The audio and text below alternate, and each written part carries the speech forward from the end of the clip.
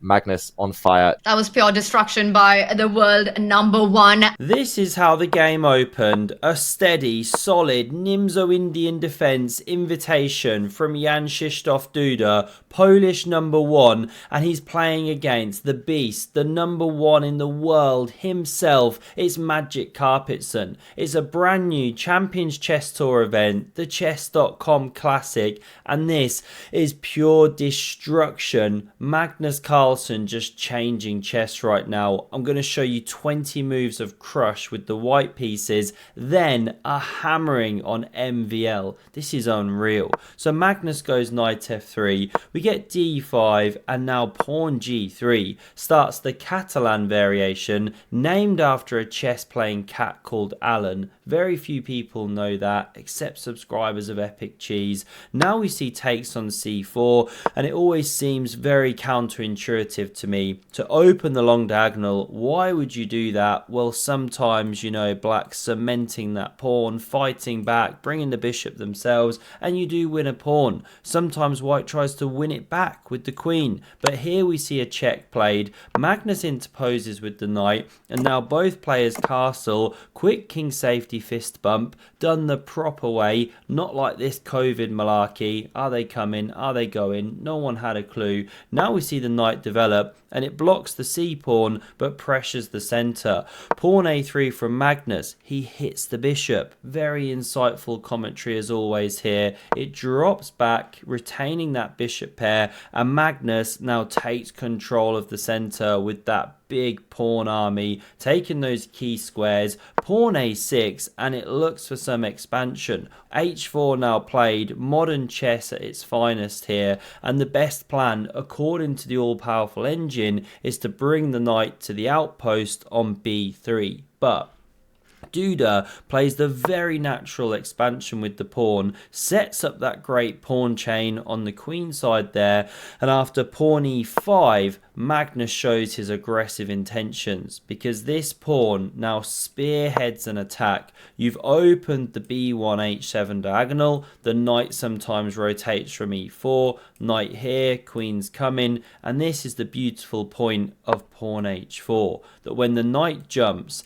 it's now supported by pawn and bishop. Sure, you could take, but then you've given up your bishops. The dark squares are perennially weak, so instead we see h6, gives the king a bit of luft, kicks the pony back, it drops to h3, but look at the slow motion attacking ideas, you know, to bring the knight around, to bring the queen in. The bishop's already trained and it never even developed. Once you get rid of these guys, best moves actually rook b8 here. I'm going to show you why, because knight a5 is played.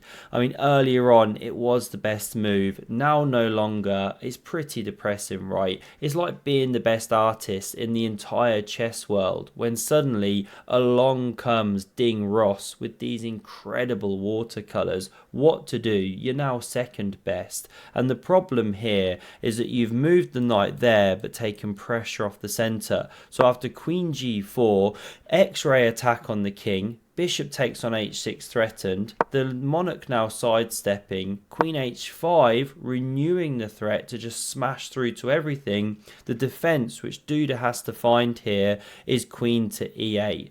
Duda looks like a lady and you've got to deal with it, but he plays king g8, and it's not the best because, of course, Magnus goes for the Mario smash, takes two pawns for a piece, queen recaptures, and now there's big problems because the bishop can come to e4. The knight can come to g5. If ever you take, then pawn takes, king g2 once the bishop's gone, and rook h1. These are the kind of attacking themes. So we see knight takes on c3 tried. After this one, rook hit. Now bishop coming here. This and this. The knight rotates in, and we see resignation, because the knight's simply coming round to checkmate here. And what do? If this, to give room for this, you just left control of f6. So now you go here, check. And the only option is giving the queen, because the king can't move. This is hopelessly over. Now if we run it right back here, why was it best to keep the knight on c6? Well, let's show it from about this point here. If instead of going king g8, you'd played queen e8, well, this was the best defense. Because then after takes, there's this little pawn push. You open up the tension here. The ladies are going to leave the board because otherwise you lose a bishop. So this is the best way to go. This is how the line can proceed. You can save the bishop, and this whole variation now is slightly better for white, but roughly level. However, if the knight was here, pressure on the center, black remains a little better. So that was the key defense, queen e8, but not easy to find this stuff. 20 moves smash from Magnus Carlsen. Let's jump to here, because he now proceeded into the quarterfinals of this Chess.com Classic, right? He's then facing Maxime Vachier-Lagrave, MVL, French #1 for years until Ali Reza changed his nationality from Iranian. Now he's #1, but what a player he is. Well, he's 2-0 down against Magnus. This is the third game. He's in a must-win. So after Magnus goes d4, he plays the Dutch. Thank you very much. Open the king, but get an aggressive game. The knights develop, and these are some of the best ways to play for white. But Magnus doesn't do any of them, the more standard setups.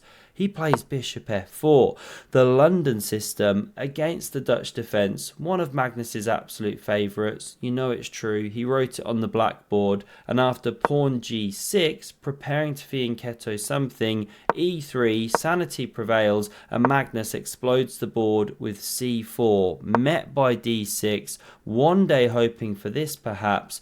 After knight c3, we see the cool and calm castles, and now this is surprising to me, because I'd expect bishop e2, castles, pawn h3, maybe activate the queen, the rook, maybe expand some pawns, that sort of thing. But Magnus immediately plays pawn to c5, the top move of the Stockness monster. Now yes, you set up the connect 4 there. Magnus only goes and wins himself a signed copy of Giri's #1 bestseller. What a lucky guy.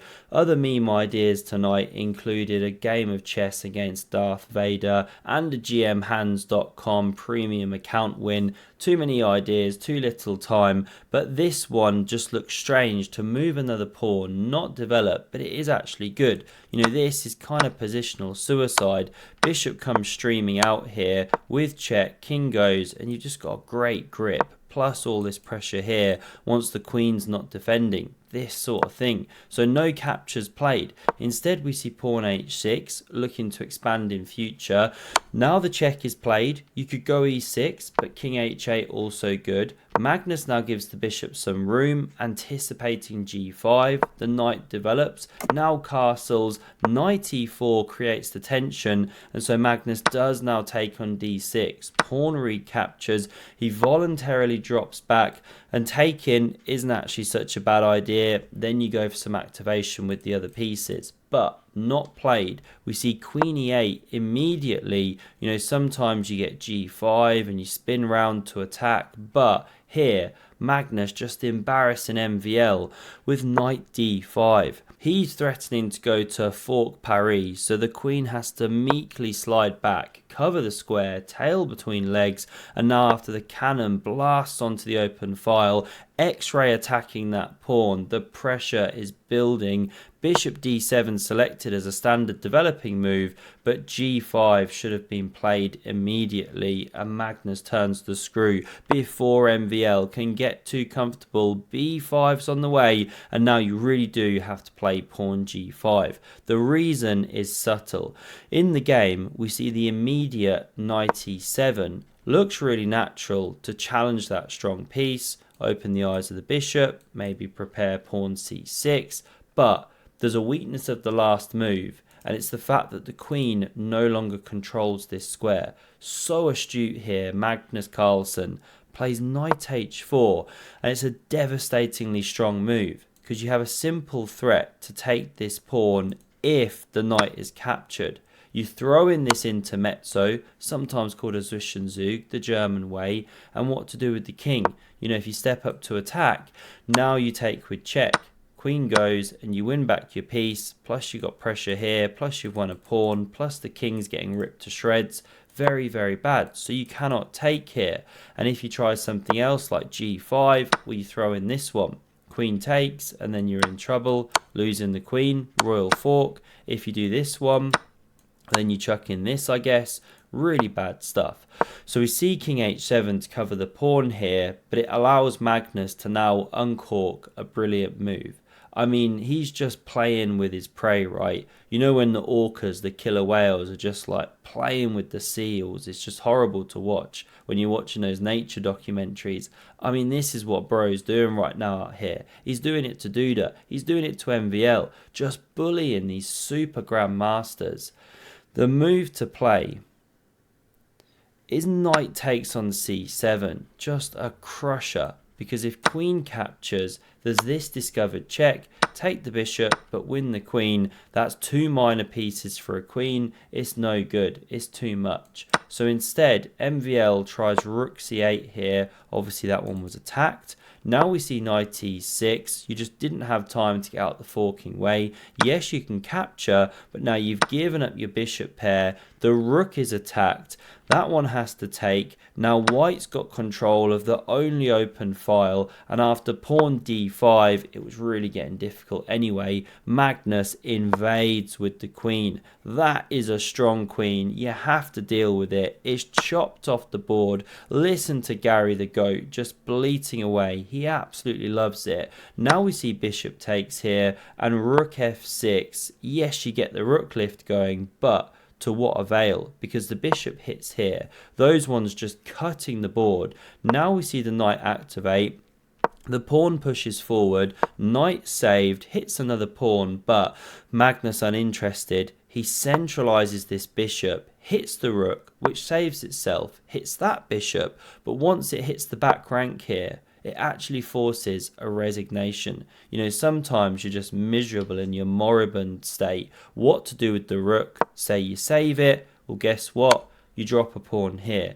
King goes. You can activate the rook. Just to quickly show you a couple more moves. Let's say you get a bit hungry, gobble up a pawn. Well, then there's knight takes, and you're shutting the mating net. The rook's on the way back. You can't cover with the knight here. You can't cover with this knight. You can't bring the rook back. I mean, it's an absolute paralysis. You'd have to actually give up rook here, give an exchange, and then, of course, you just get slow motion busted. Unbelievable chess by Magnus, just rinsing the field. Hope you enjoyed this one. Have a look at the video on screen for some more epic chess, and I hope to see you again soon. Cheers.